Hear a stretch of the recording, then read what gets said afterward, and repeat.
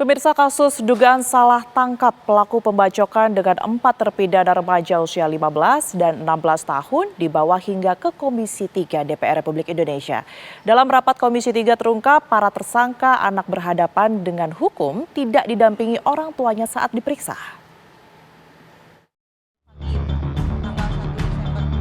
Yulinda tak kuasa menahan tangis saat mengingat kembali malam ketika anaknya DW 16 tahun dibawa ke Polres Kota Tasikmalaya. Kamis kemarin, Yulinda bersama kuasa hukumnya menyambangi Komisi Hukum DPR RI untuk menindaklanjuti kasus dugaan salah tangkap anaknya yang oleh majelis hakim dinyatakan terbukti bersalah melakukan kekerasan yang menyebabkan korban luka berat. Yulinda membantah jika anaknya terlibat pembacokan. Ibu terpidana bahkan tidak mendampingi anaknya saat diperiksa oleh polisi. Dibawa ke Polres, Pak. Saya tidak pernah mendampingi anak saya, Pak. Waktu itu jam 11 malam lebih 15 menit saya ditelepon sama Bu Kanit. Dan ini udah berantakan, Pak, di sana, Pak. Berantakan apa? Iya, Pak, busut banget, Pak, mukanya. Waktu itu habis disiksa, Pak. Waktu itu, ya, waktu dipoto itu mendampingi jam 9 pagi, Pak, 15 menit. Di hadapan Komisi 3 DPR RI, Kapolres Tasikmalaya memastikan bahwa penangkapan dan pemeriksaan 4 remaja yang menjadi tersangka itu sesuai prosedur. Pertama kali ditangkap tidak didampingi oleh orang tua, Pak, karena memang kami tidak melakukan penangkapan. Awal mulai kejadian ini adalah mulai didampingi orang tua itu kapan, Pak? Pada saat diperiksa, Pak. Berapa hari setelah ditahan? Orang tua mendampingi, langsung kita menghubungi orang tua pada saat setelah mereka diinterogasi, Pak.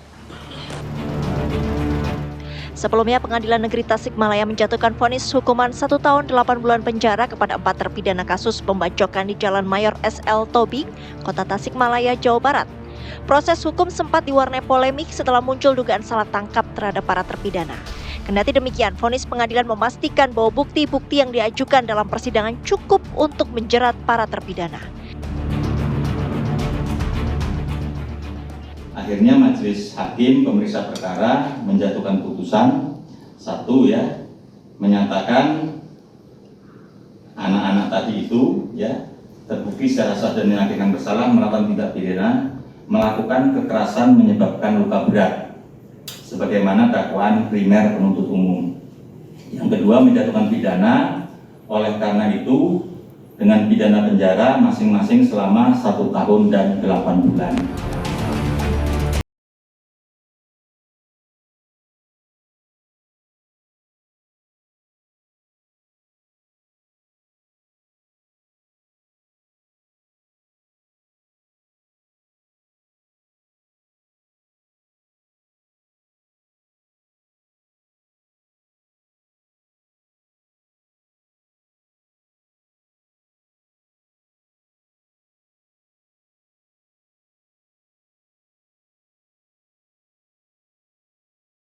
Langsung mengupdate informasinya pemirsa berkaitan dengan dugaan salah tangkap yang sudah bergabung bersama kami saat ini adalah kuasa hukum terduga pelaku salah tangkap begitu, Nunu Mujahidin. Selamat malam, Pak Nunu.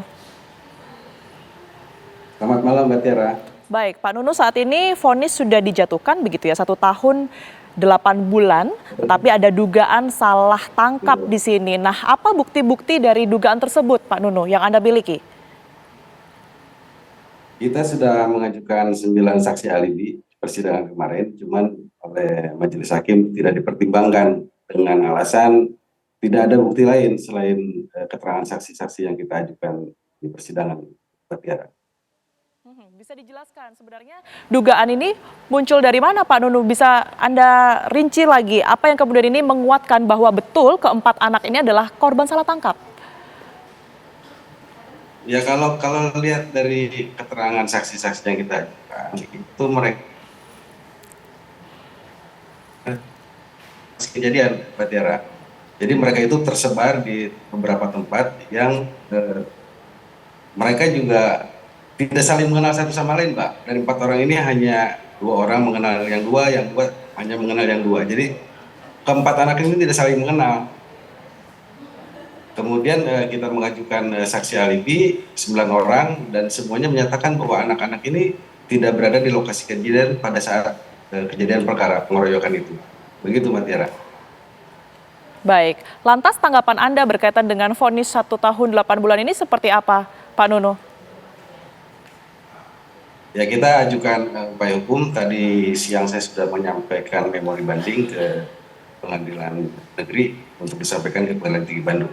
Begitu Mbak Tiara. Baik, tadi Anda menyatakan bahwa memang bukti-bukti yang kemudian ini sudah disuarakan oleh pihak Anda ini tidak dipertimbangkan begitu ya. Lantas apa kemudian ini bukti yang setidaknya menguatkan pihak kepolisian bahwa memang 4 anak ini dikatakan melakukan tindakan kekerasan, Pak Nunu? Jadi begini Mbak, kalau lihat bukti-bukti yang diajukan oleh jaksa penuntut umum kemarin, itu kan ada celurit. Nah, celurit ini sebetulnya di dalam berkas perkara itu tidak ada sebagai barang bukti. Dan di dalam barang bukti celurit ini juga tidak didukung oleh hasil laboratorium daktiloskopi sidik jari pelaku. Jadi hanya sebatas mengandalkan keterangan satu saksi korban yaitu Pak Muhammad Taufik, kemudian ditambah keterangan saksi perbalisan Pak Herman sebagai kasat serse yang menyatakan bahwa beliau sudah melihat 28 CCTV di lokasi kejadian. Cuman CCTV itu tidak pernah dihadirkan di dalam persidangan, begitu Mbak Tiara. Jadi hanya mengandalkan satu keterangan saksi yang menyatakan bahwa pelakunya itu DW. Tapi di dalam alat yang diajukan ke dalam persidangan itu tidak ada didukung oleh hasil laboratorium daktiloskopi. Jadi kita punya keyakinan bahwa anak-anak ini adalah bukan pelaku dalam tindak pidana yang didakwakan jaksa. Begitu Mbak Tiara. Anda sendiri melakukan pendampingan terhadap 4 anak ini sejak kapan, Pak Nunu? Sejak dilimpahkan ke pengadilan Mbak Tiara. Jadi kita masuk ke dalam perkara ini setelah anak-anak dilimpahkan ke pengadilan. Jadi pada saat proses dari hukum ataupun pembimbing kemasyarakatan dari Bapas. Karena Bapas ini baru menerima surat tugas tanggal 3 Desember. Sementara anak-anak sudah diperiksa pada tanggal 1 Desember ini hari. Begitu Mbak Tiara. Jadi anak-anak ini diproses tidak sesuai dengan Undang-Undang SPPA, khususnya pasal 23. Jadi itu yang kita permasalahkan dari awal, bahwa anak-anak ini tidak mendapatkan bantuan hukum, tidak didampingi oleh pembimbing kemasyarakatan dari Bapas, sehingga kita melihat bahwa ini ya begitu Mbak Tira. Baik, tentunya kita harapkan kasus ini bisa diungkap seadil-adilnya. Terima kasih Pak Nunu sudah bergabung bersama kami di Apa Kabar Indonesia Malam. Sehat selalu.